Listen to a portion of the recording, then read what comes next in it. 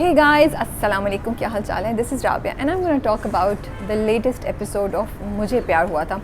खैर कल एपिसोड आई तो I don't know, I was just feeling कि are we being fair to Mahir? क्या हम माहिर के दुख को समझ पा रहे हैं? क्या साद माहिर के दुख को समझ पा रहा है? जो वो कहती है ना, उसका जुमला होता है कि तुम्हें नहीं पता मैं किस चीज़ से गुजर रहा हूँ, तो साद मुड़ के कहता है तुम्हें नहीं पता मैं किस चीज़ से गुजर रहा हूँ, सिर्फ तुम पे ये क़यामत नहीं उतरी। तो मुझे लगता है कि मे बी हम कुछ ज़्यादा साद की साइड पे और हम माहिर के दुख को उतना नहीं समझ पा रहे हैं। मतलब एक लड़की है, वो जिससे मोहब्बत करती थी, उसको लग रहा है उसने उसको धोखा दे दिया है, एक वो दुख है। सेकंड, वो शख्स जिससे आप शादी करना चाहते हैं, आपकी शादी हो रही है और आपकी शादी टूट गई, तो वो चीज़ मिलते मिलते आपके हाथ से निकल गई, उसका दुख कितना होगा। देन थर्ड, ये सब क़यामतें आपके ऊपर गुजर रही हैं, आपकी शादी किसी और से करा दी, आप तो अभी उस दुख की रियलिटी को फील भी नहीं कर पाए and you are married to somebody else. And fourth, you think कि जो बंदा आपसे शादी कर रहा है वो आप पे तरस खा के सिंपैथी में आपसे शादी कर रहा है। तो वो कितने लेवल्स पे माहिर जो है इस वक्त मुझे लगता है कि वो दुख से लड़ रही है और उसकी तो मेंटल कंडीशन ही और होगी। हम सब साथ के साथ हैं, हम सबको साथ का दुख नज़र आता है, लेकिन मुझे लगता है कि आई डोंट नो व्हाई हमें माहिर का दुख नज़र नहीं आता। डेफिनेटली माहिर बहुत जगहों पे सेल्फिश हो जाती है। उसको साद ने जब सारा ब्लेम लिया था, उसको बोलना चाहिए था, she should not have let Saad take all the blame.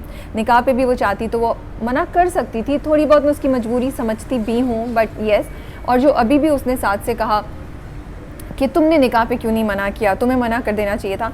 And I do feel वो सेल्फिश था, but I also feel that was just her, you know. Saad उसका फ्रेंड है, साद वो बंदा है जिसके पास वो हमेशा मदद के लिए जाती है, कंफर्ट के लिए जाती है।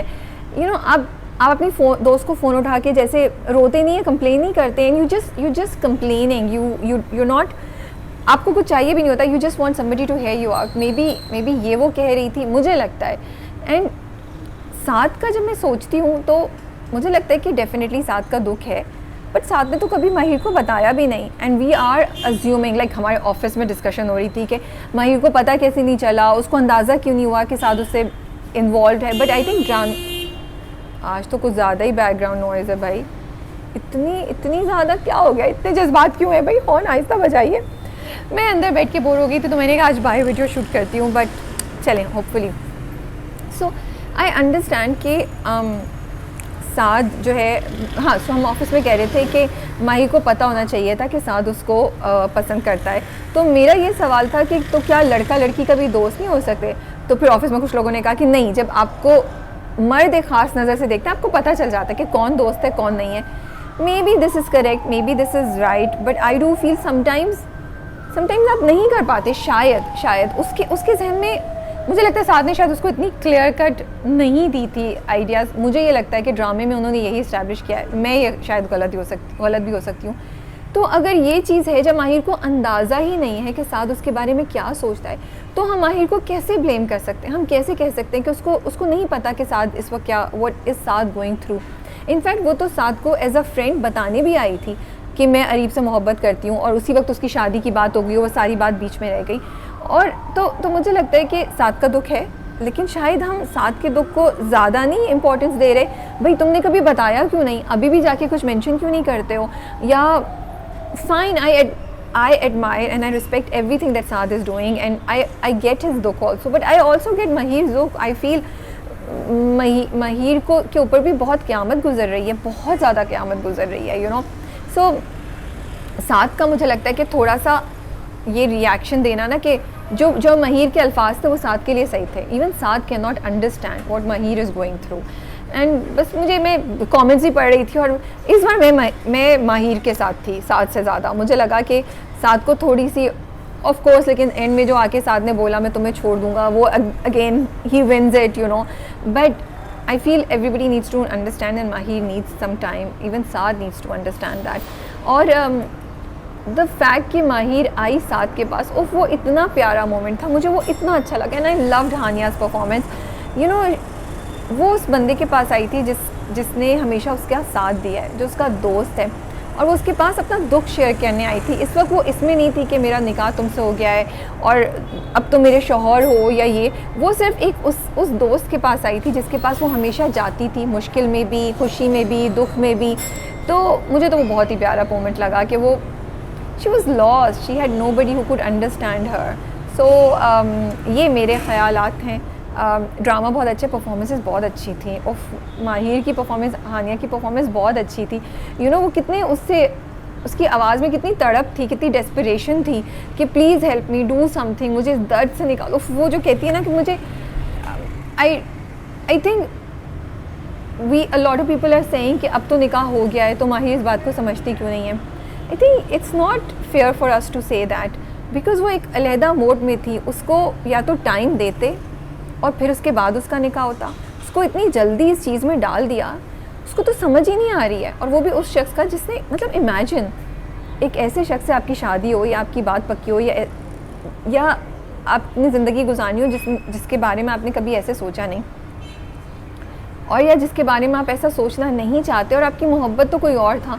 उफ, कितना सफोकेटिंग, कितना फ्रस्ट्रेटिंग और कितना अजियतनाक वो एहसास होगा. एंड उसके ऊपर ये बात सोचना कि ये तो शायद मुझे मजबूरी में अपना रहा है. इसकी भाई बैठने के बहुत मसले मसाइल हैं भाई, but I really wanted to sit outside. खैर चले, तो मुझे ये चीज़ें मुझे ये लग रही हैं. And I like the depiction of Mahir's दुख. I just feel everyone is Wahad's fan. Wahaj अगर आप सुन रहे हैं तो no offense to you, I am also your fan.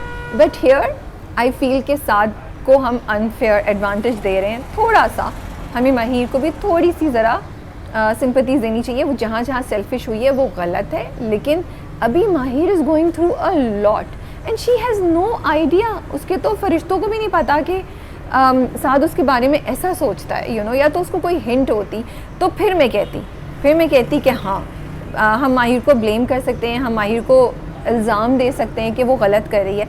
लेकिन जब उसको अंदाज़ा ही नहीं है, वो साद को एज अ फ्रेंड समझती है, उसके पास अपना दुख शेयर करने आई है. जब अरीब नहीं आया था तब भी वो माहिर के वो साद के पास ही जाती है और उसको बोलती है प्लीज़ मेरी खातिर एक दफ़ा अरीब को चेक करके आ जाओ कि क्या हुआ है, उसके घर देख के आ जाओ.